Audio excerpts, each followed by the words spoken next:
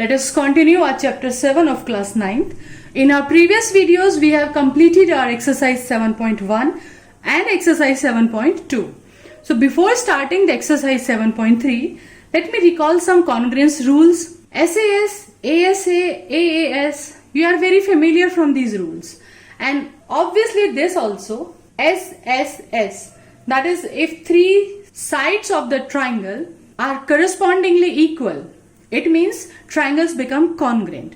Now let us see this RHS rule. This rule is especially meant for right angled triangle. For this rule, this is the mandatory condition that triangle should be right angled. Okay, so if in any two right angled triangle, one thing is right angle, second thing H for hypotenuse, this side, and thirdly S for side.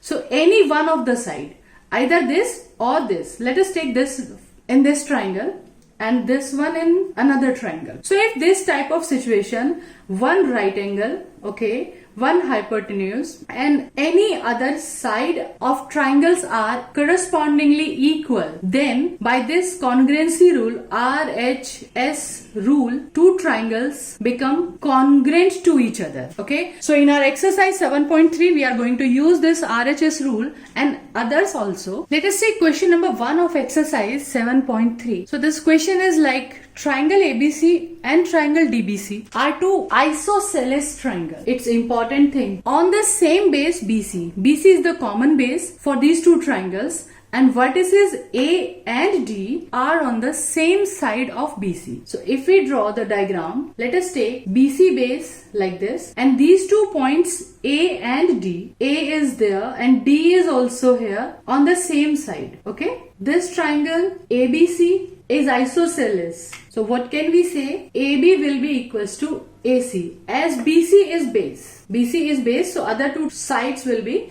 equal. In the same way, another triangle is DBC. So this one is another triangle DBC. This is also isosceles with the same base BC. So what can we say for this triangle? BD must be equal to BC. Okay. Further, if AD is extended to intersect BC at P. AD is extended. So let us join AD and produce it so that it intersect BC at point P. Then show that, I am writing one part. Show that firstly ABD, this triangle ABD, this upper one, is congruent to triangle ACD, this upper one. Means these two triangles we have to show congruent in first part. This one and this one. Okay. So let us write the given information. Given AB is equals to AC, BD is equals to CD and AD is produced to point P on BC. And to prove it's all four parts are given separately in the question. So we can write to prove from there. First part I have written. So let us proceed for the solution. First part may be quite simple. These two triangles we have to prove congruent. So just write the name of these two triangles, triangle ABD and triangle ACD. Clearly AB is equals to AC, BD is equals to CD. These two are given to us. And third thing, this AD is common in both the triangles. In triangle ABD, AD is there and in triangle ACD, again AD is there. So AD and AD are common. Okay. So write the reason for all these three things. This is given and this is common. Okay. So by which rule? Three sides we are taking. So by SSS rule, we can say triangle ABD is congruent to triangle ACD. Now once we have proved triangle congruent, these two triangles are congruent, then their remaining corresponding parts must be equal. So we can say this angle, let us name it angle 1, must be equal to angle 2 as these two angles are corresponding to each other. If you overlap this triangle here over here, so angle 1 and 2 will coincide with each other. So by its CPCT, we can say angle 1 is equals to angle 2. And now we can use it. Now in second part, triangle ABP, this one, this bigger one, we have to prove congruent to this bigger one. So just write the name of the triangles. In triangle BP and triangle ACP. Just write the equal things of these two triangles. In these two triangles, we can say AB is equals to AC. It is given to us. Angle 1 is equal to angle 2, just proved in first part. And clearly this red colored line AP, this is the part of both the triangles. So AP is equals to AP, we can say this will be common. Reason is also quite simple. AB is equals to AC, this was given. It is just proved in first part and this is common. So which rule this time? This side we have taken, then angle and then again side. So by which rule? So by SAS rule, these two triangles become congruent. So now as these two triangles are congruent, then again we can take their corresponding parts equal. So by CPCT we can say this time, we can take this result BP and CP, they must be equal. Also, if we consider these angles, name it as angle 3 and angle 4. So by CPCT, angle 3 is also equal to angle 4. Angle 3 will be equals to angle 4. Now in third part, we have to prove AP bisects angle A, which we have already proved in first part, as well as angle D. So this we will see afterwards. Let us see the fourth part. AP is perpendicular. We have to prove AP is perpendicular. That is, these two angles are 90 degree. Bisector of BC means this line AP bisects BC, means divide BC in two equal parts. So it means what we have to prove, BP is equals to CP. This we have to prove. Okay, so already you have proved by the CPCT of the second part, BP is equals to CP. One, we have got this result. Secondly, we have shown angle 3 is equals to angle 4. Now observe one thing. These two angles, angle 3 and angle 4, these are on again a straight line. Okay, these are making linear pair. So sum of these two angles, angle 3 and angle 4, it should be 180 degree. Reason, they are forming linear pair. And as angle 3 and angle 4 are equal to each other, so we can write it as twice of angle 3, or we can write twice of angle 4 also. Any one of the angle you can write. So by this you get angle 3 is equals to 90 degree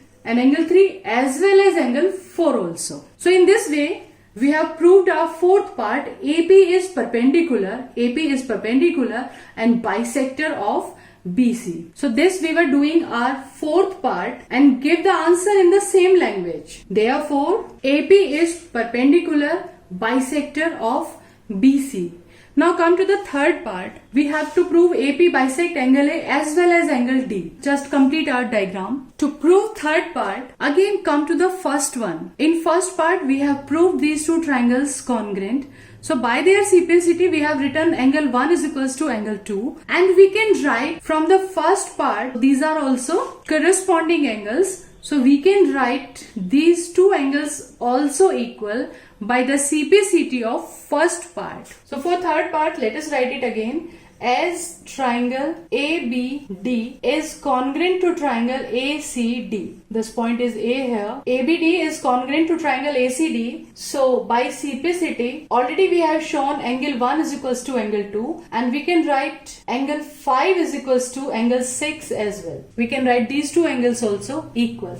Therefore, what can we say? AD bisects angle A and angle D. Okay. So in this way, we have proved the four parts of this question. It's quite lengthy question. So practice this question step by step. Do writing practice many times for this question. So one question I have written for your practice. In this question, this line segment PQ is given equals to PR. This time I have drawn this isosceles triangle in this way. PQ is equals to PR. And SQ is equals to, this line SQ is equals to SR, and PS is produced to intersect RQ at T. Then show that same triangles as in the question of exercise, PQS congruent to triangle PRS. Secondly, PQT congruent to triangle PRT. In third part, PS bisect angle P as well as angle S. And in fourth part, PT is perpendicular bisector of RQ. So this is the question for your practice. Now in question number 2, AD is altitude of an isosceles triangle. So two things are given here. AD is altitude and triangle is isosceles in which AB is equals to AC. And what we have to prove? To prove is given very clear. AD bisects BC and AD bisects angle A. So let us see what is this AD. AD is an altitude. I have explained this in previous video also. Altitude is a line in triangle, line drawn perpendicular from any vertex to opposite side. So this time altitude they are saying AD. So we will draw from the vertex A and perpendicular to opposite side. Okay, line drawn perpendicular from any vertex to opposite side is said to be altitude. So we have to prove AD bisects BC, means these two parts we have to prove equal, and AD bisects angle A. These two angles we have to prove equal to each other. For this, two triangles are visible here, these two triangles. So let us try to prove these two triangles congruent. Okay, so in triangles ABD and triangle ACD, let us write the given information. AB is given equals to AC, and don't forget to write the reason everywhere. Then AD, we can observe AD is in both the triangles. So AD and AD, it will be common, and altitude they are saying. So it means angle 1 is equals to angle 2, each 9. Students, remember one thing, if you are using these notations like angle 1, angle 2, angle 3, anything, then it's compulsory to show these notations in your diagram. Otherwise, it is useless. If you are not showing these things in the diagram, and you are writing here, then it's not clear that you are talking about which angles. Okay, so whenever you are using any notation, represent the same thing in the diagram also. So angle 1 is equals to angle 2, we have written each 90 degree. So let us see which three things we have shown. One AD, this side we have taken, okay, then one angle 90 we have used, and then side we have taken. Okay, and notice this thing, this is right angle you have taken. So clearly it is a right angle, then opposite side is hypotenuse,